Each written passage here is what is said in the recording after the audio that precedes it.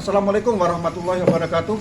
Para pejuang pendidikan yang ada di Kabupaten Jember, alhamdulillah pada sore hari ini kami bertemu bersilaturahmi dengan para pejuang pendidikan yang ada di Kabupaten Jember yang mengikuti P3K, proses rekrutmen P3K tahun 2021, di mana hasil pertemuan pada sore hari ini berdasarkan apa keluhan-keluhan yang disampaikan oleh para pejuang pendidikan, terutama yang sudah K2, yang sudah mengabdi di dunia pendidikan, ikut mencerdaskan anak bangsa yang sudah berpuluh tahun. Ini kebetulan juga ada para pejuang pendidikan sudah 17 tahun lamanya, namun kenyataannya tidak mendapatkan afirmasi. Nah, oke, ini akan saya bacakan permasalahan yang dihadapi oleh para pejuang pendidikan yang mengikuti ujian P3K, diantaranya yaitu peserta P3K lolos PG tapi tidak mendapatkan afirmasi.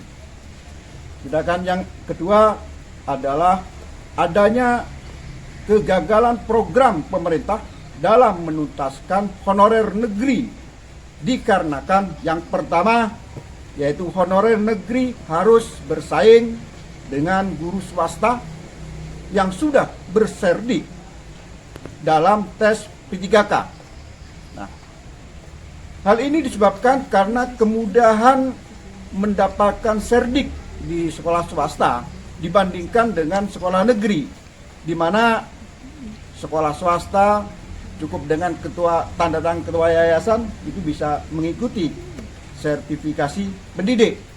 Sedangkan sekolah negeri ini syaratnya yaitu harus mendapatkan SK Bupati, dan SK Bupati baru saja didapatkan oleh para pejuang pendidikan GTT yang ada di sekolah negeri setelah adanya pergantian bupati baru dari era Bupati Dr. Haja Faida MMR kepada Insinyur Haji Hedi Siswanto.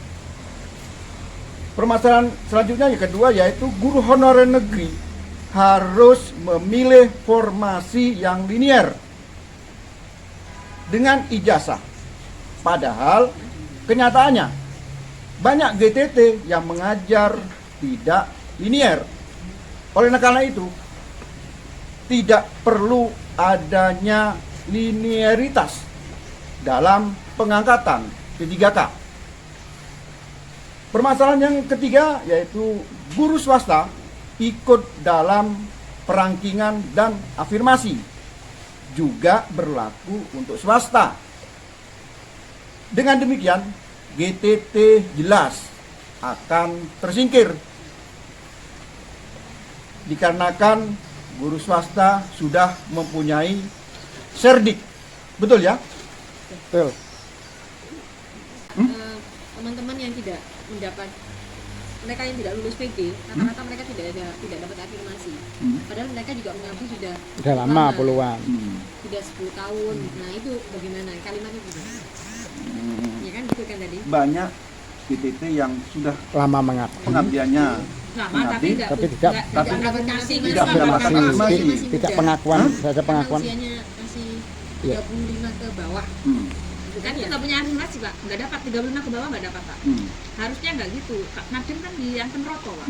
Jadi usia 35 plus hanya berapa poinnya begitu. Yang 35 ke bawah itu enggak. Pengabdian 5 tahun. Tapi kalau sudah 35 plus dapat afirmasi. Ya, kalau 35 plus ini yang dimaksud 35 ke bawah kan. Sebenarnya gini Pak, awalnya itu dulu kan saya juga dulu ikut ya bersama Bang Pur juga. Itu awalnya memang 35 min itu kenapa tidak dapat afirmasi? karena mereka masih bisa ikut tes CPNS. CPNS. Sementara 35 plus yang sudah 35 tahun lebih itu tidak bisa mengikuti CPNS. Kan tidak bisa, kan ada batasan umur. Akhirnya nggak ada. Berangkat saya cuma sekali loh ke CPNS itu. Habis itu nggak ada lagi sampai bertahun-tahun. Akhirnya seperti ini yang terjadi. Nah, kita nggak masalah ya sesama negeri. Tapi kalau udah dikalahkan sama swasta kita jadi sebel juga gitu loh.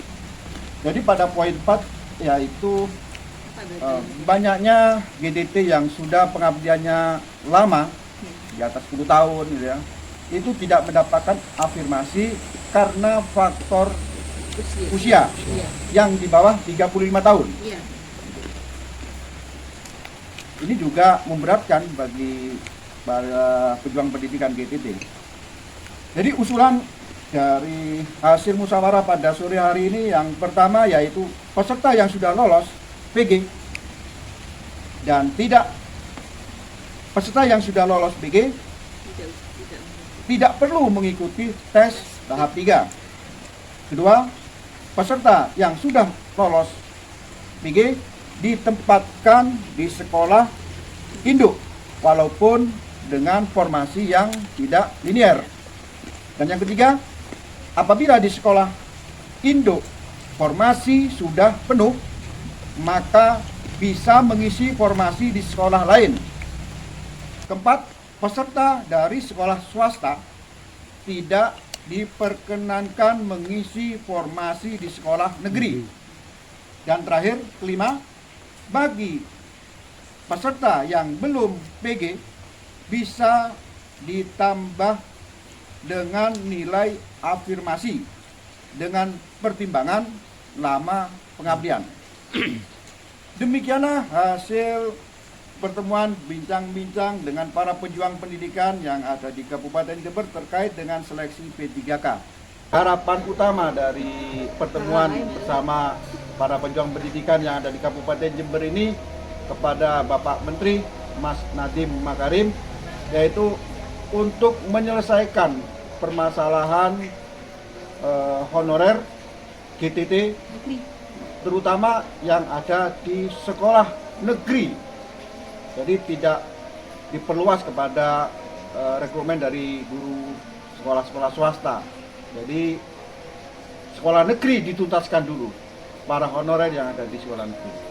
Demikianlah hasil pertemuan bincang-bincang dengan para pejuang pendidikan yang ada di Kabupaten Jember terkait dengan seleksi P3K. Salam literasi, salam perjuangan. Assalamualaikum warahmatullahi wabarakatuh.